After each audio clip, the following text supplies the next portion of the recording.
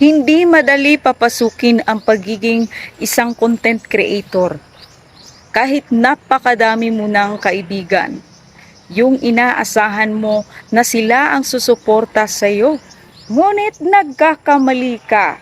Pero hindi yan ang magiging dahilan na titigil ka na. Tandaan mo, pinasukan mo ang pagiging content creator dahil may positibong pananaw ka sa buhay mo. May pangarap ka na gusto mong makamit. Huwag mong pansinin ang mga taong pinagtatawanan ka. Ikinahiya ka, binubuli ka sa ginagawa mo. Basta't nasa tamang paraan ka lang kung paano aangat sa buhay. Ipasok sa isipan mo, napakalawak ang mundo, napakadaming tao dito sa mundo. Hindi lang sila ang audience mo. Maging consistent ka lang sa iyong ginagawa at mag-focus ka sa goal mo. Sipag at tiyaga lang at samahan mo ng dasal. Balang araw, makamit mo rin ang iyong pinapangarap. Yes, sadyang napakahirap po mamuhay dito sa mundo kapag ipinanganak kang mahirap. Pero ito ang tatandaan mo, kapag meron kang itinatanim, may aanihin ka.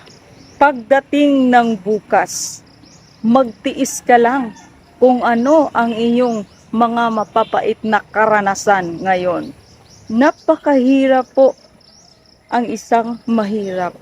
Dahil kapag may mga emergency, magkakasakit ka, wala ka madaling pagkukunan kahit sa pagpapacheck up mo pa lang.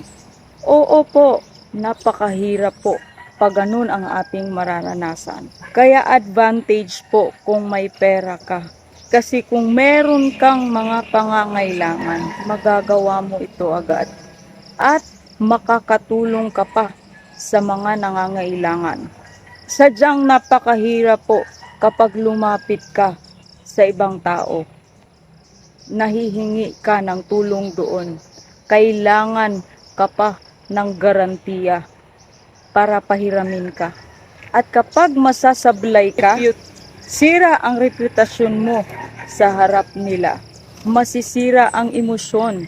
Mawawala ang concern nila sa iyo.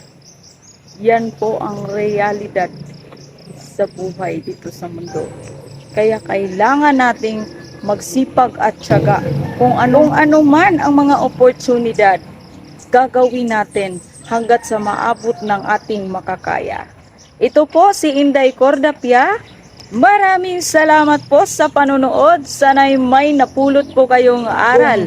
Kung nagustuhan nyo po ang videong ito, paki-like, share, and please follow for more videos. God bless everyone.